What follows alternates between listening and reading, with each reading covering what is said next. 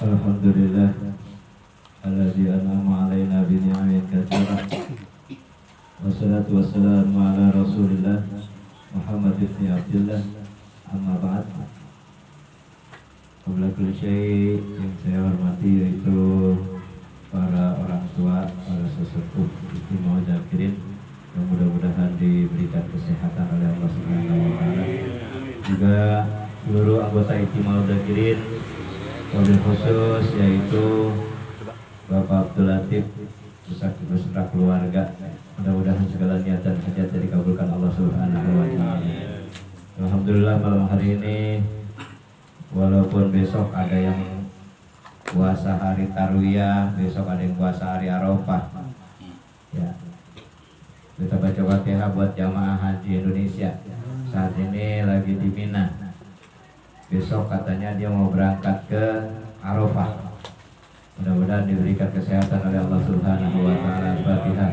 Ala hadhihi niyah wa ala kulli niyatin shalihah wa ala hadratin Nabi al-Fatihah. A'udzubillahi minasyaitonir rajim. Bismillahirrahmanirrahim. Alhamdulillahi rabbil alamin. Arrahmanir rahim. Maliki yaumiddin. Iyyaka na'budu wa iyyaka nasta'in. Ihdinas siratal mustaqim. Shiratal ladzina an'amta 'alaihim ghairil maghdubi 'alaihim waladdallin.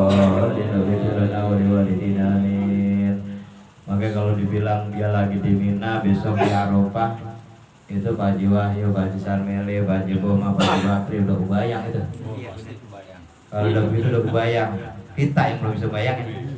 Udah Ya. sibuk banget udah. Mudah-mudahan kita bisa berangkat melaksanakan ibadah haji. Amin. Ya. Posisinya ya yang sekarang tadi teman saya gak lagi di Mina, besok ke Arafah katanya. Jadi kalau kita di Indonesia besok ada yang baru puasa Tarwiyah, ada yang udah Arafah. Ya. Tuh. Terus saya sendiri besok udah hari Arafah, Sabtunya udah lebaran. Ntar Pak Haji Bakri lagi ya Pak, lagi puasa, saya udah lebaran. Ya, Malam minggu. ya, kali minggu. Ya, kita ke kitab kita. Ya, alhamdulillah udah di Dzulhijjah. Dzulhijjah itu bulan yang keberapa ya? Aduh, kalau Giran dibilang Desember bulan keberapa tahu deh. Giran Dzulhijjah nggak tahu. Sama. Dzulhijjah sama Desember sama. Bulan ke-12. Karena habis Dzulhijjah Muharram. Ya, santunin lagi panitia lagi kita, ada panitia santunan. Terus berputar. Tuh, kemarin anggota jamaah satu meninggalkan kita, nambah lagi atu gitu. Nah, begitu kehidupan. Tuh. Nah, sekarang masuk di halaman 241.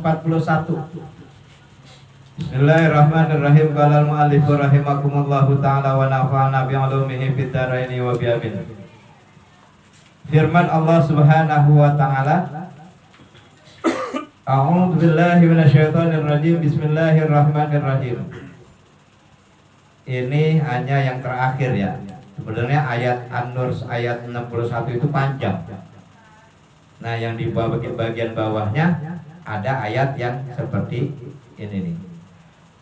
Fa idza dakhaltum buyutan fasallimu ala anfusikum tahiyatan min indillahi mubarakatan thayyibah. Kadzalika yubayyinullahu lakumul ayati la'allakum ta'qilun. Ayat yang terakhirnya kadzalika, yang demikian itu, yubayyinu, Allah jelasin nih bagi kamu sekalian ayat-ayat tanda-tanda la'allakum ta'qilun, buat orang yang ta'qilun, buat orang yang berakal. Ya. Kalau kita orang muslim termasuk yang akilun. Di luar agama Islam ghairu akilin, tidak berakal. Ya, berarti dikatakan kalau kita enggak majnunun, kalau yang di luar agama Islam majnunun secara syariat. Ya, hakikatnya sehat.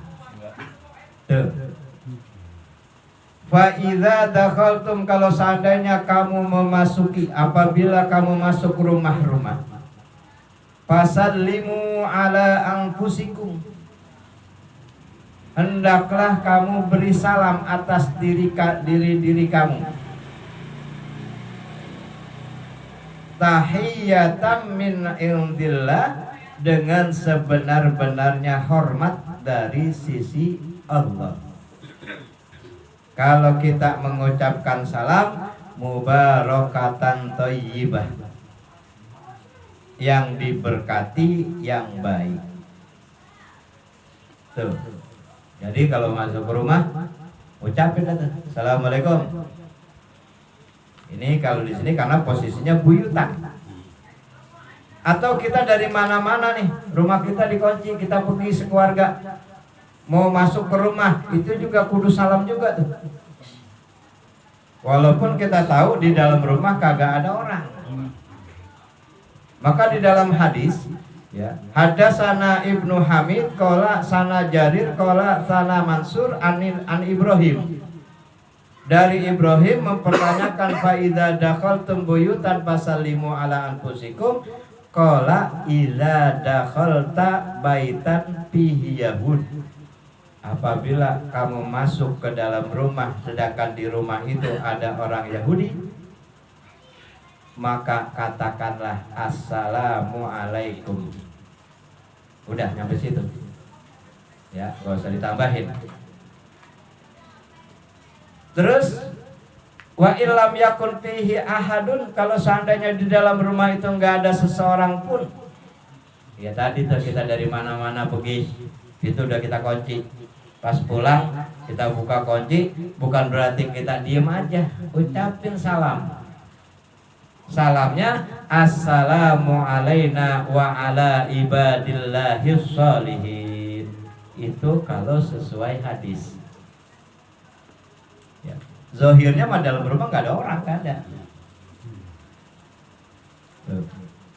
Kalau seandainya di suatu tempat ada terkumpul, orang muslimnya ada, orang kafirnya ada, Yahudi ada, Nasrani ada, sama ngucapinnya assalamu alaina wa ala ibadillahis sholihin. Kalau orang Islam sama orang Islam baru assalamualaikum warahmatullah. Ya. Tuh. Itu berdasarkan hadis. Di sini ada beberapa hadis. Ada hadis Yunus dari qala akhbarona Ibnu Wahab qala akhbaroni Umar bin Haris an Bakir bin Asujja anin Nafi anna Abdullah kana idza dakhala baitan laisa fihi ahadun. Si Abdullah dia masuk ke dalam rumah yang di dalam rumah itu enggak ada seorang pun orang.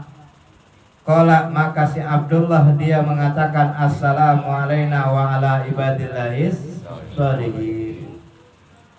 Itu jelas tuh. Hadisnya ada, dijelaskan di dalam sebuah tafsir, yaitu tafsir Tabari.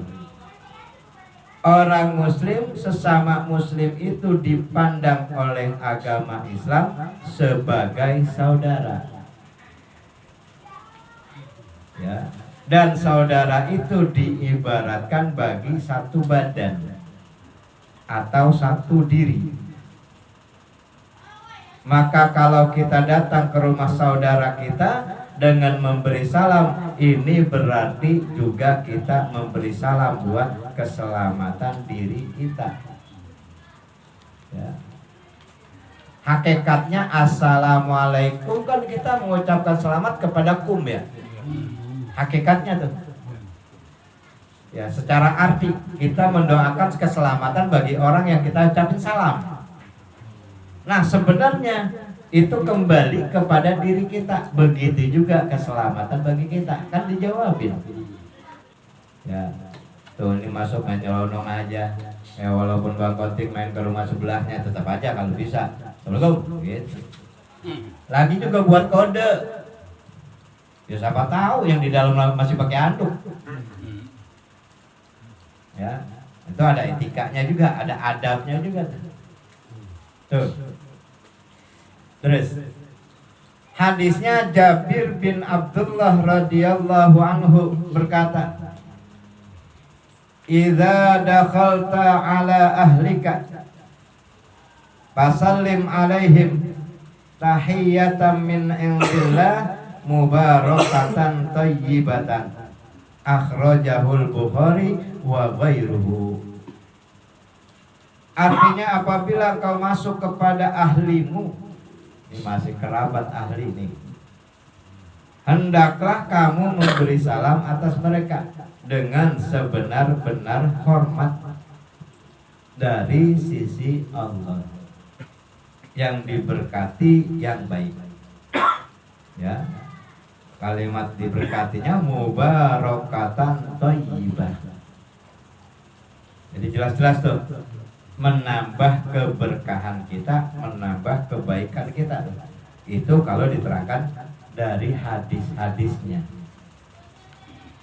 Diterangkan adab kesopanan dalam perkara memberi salam waktu masuk ke rumah itu adalah untuk mencapai kebahagiaan dunia dan akhirat. Ya, padahal kita ngucapin salam cuma assalamualaikum. Ada apa yang jawabin waalaikumsalam warahmatullahi wabarakatuh, tambah lagi gitu.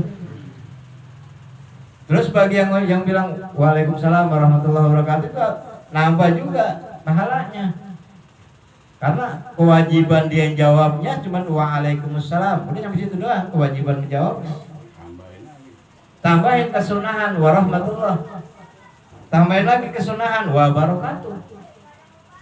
Kewajiban jawab salamnya udah, ditambah 2 pahala warahmatullah, ditambah lagi pahala wabarakatuh. Padahal kita ngucapin salam sunnah, yang ngucapin salam sunnah cuma ngucapin 2, assalamualaikum, udah gitu doang.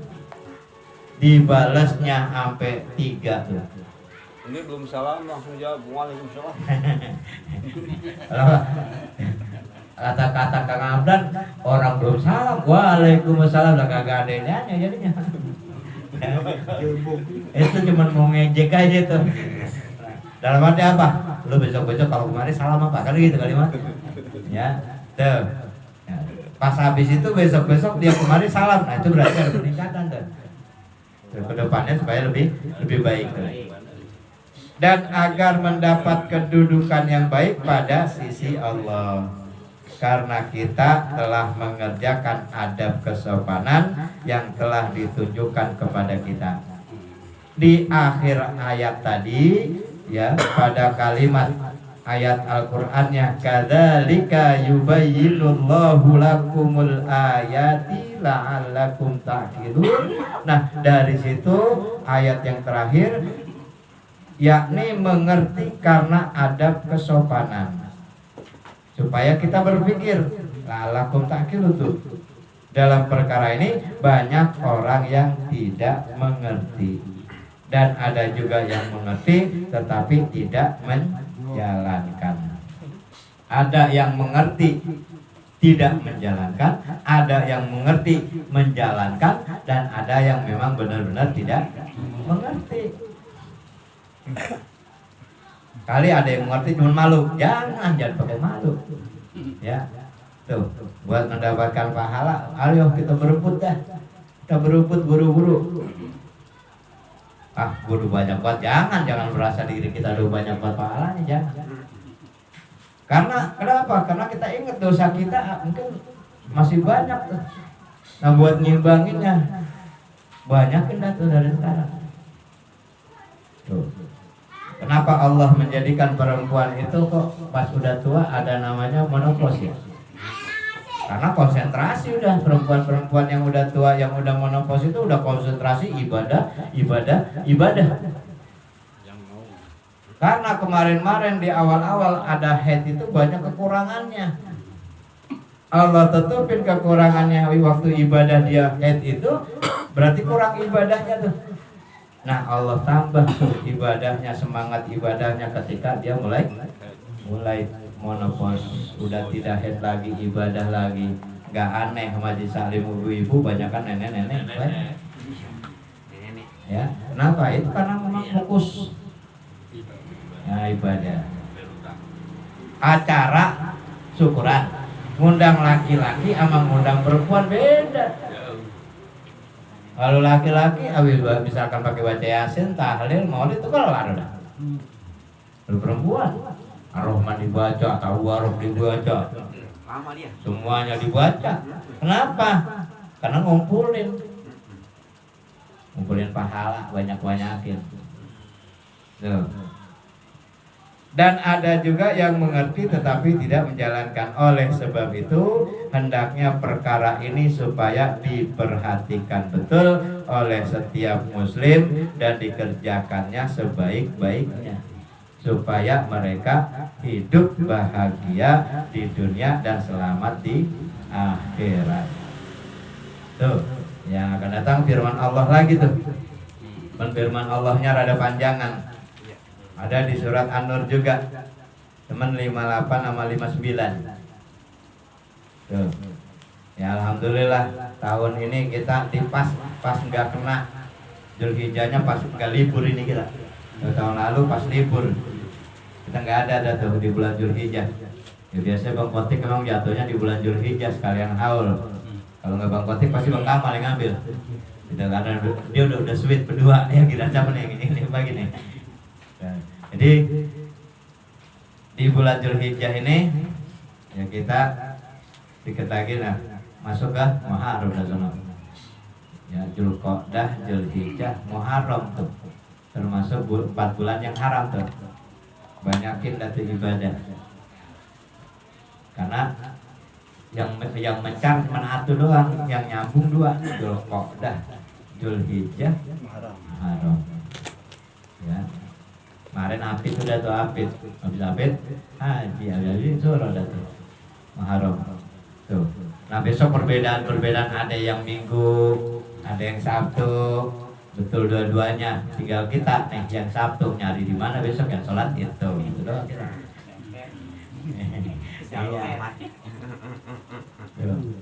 Paling nyari ke belakang dan nama Masjid Al-Wusta pula, kampung Bulak Sabtu. Ya. Islamic Center nih. Ya, Islamic Center Minggu kayak dia. Sabtu. Ya, jadi kalau mau ikut Minggu kita harus berijtihad, kita harus taruh dalam hati kita ngikutin siapanya. Yang kagak boleh itu cuman ikut-ikutan. Itu nggak boleh. Ikut-ikutan itu ikut-ikutan yang tidak mempunyai dasar. Kalau misalkan kita udah berijtihad mengikuti, misalkan udah ada di pemerintah, ya udah ijtihad kita ke sana berarti. Ya, kalau ijtihad yang hari Sabtu berdasarkan hisab atau berdasarkan guru-guru kita, ya berarti kita udah berijtihad. Berarti ketika salah pun dapat nilai 1. Kalau kita nggak berijtihad salah, udah salah. Tapi kalau orang yang udah berijtihad salah masih dapat pahala cuma 1. Kalau benar dapat 2. Nah apapun tuh ya namanya berijtihad kayak gitu. Contoh ijtihad ya, perlu contohin ijtihad. Ini air, saya melihat air ini kejatuhan kotoran. Apakah saya wudhu pakai air ini? Tidak. Kenapa? Karena ijtihad saya air ini najis. Saya pergi datang Abi Haji Boma main wudhu aja pakai air ini karena Pak Haji Boma berijtihad air ini suci maka sah Pak Haji Boma. Kenapa? Ijtihadnya suci. Kalau saya ijtihadnya najis. Ketika saya berijtihad air ini najis saya gunakan maka tidak sah. Pak Haji Boma berijtihad air ini suci, walaupun saya lihat ini kedatuan najis maka dipakai. Pak Haji Boma tanpa diketahui bahwa ini kena najis maka ijtihad Pak Haji Boma betul. Itu namanya ijtihad. Karena fikih itu perlu kita berijtihad. Jadi nggak ada yang salah. Ya. Jadi masalah-masalah seperti itu fikih itu nggak ada yang perlu disalahkan. Semuanya betul selama dia berdasarkan kepada apa dalil-dalil yang ada, ikutin mananya. Mudah-mudahan nanti kita pelajari bermanfaat. Astagfirullahaladzim. Allahumma sholli ala sayyidina Muhammad wa ala sayyidina Muhammad. Allahumma fa'na bima 'allamtana wa 'allimna ma yanfa'una warzuqna uluman tanfa'una fid dunya wa dunya wal akhirah. Rabbi zidna ilma warzuqna fahma. Rabbana ighfir lana dzunubana wa liwalidina warhamna warhamhum kama rabbayana shaghira. Rabbana atina fid dunya hasanah wa fil akhirati hasanah wa qina adzabannar. Subhana rabbika rabbil izzati amma yasifun wa salamun alal mursalin walhamdulillahi rabbil alamin. Assalamualaikum warahmatullahi wabarakatuh.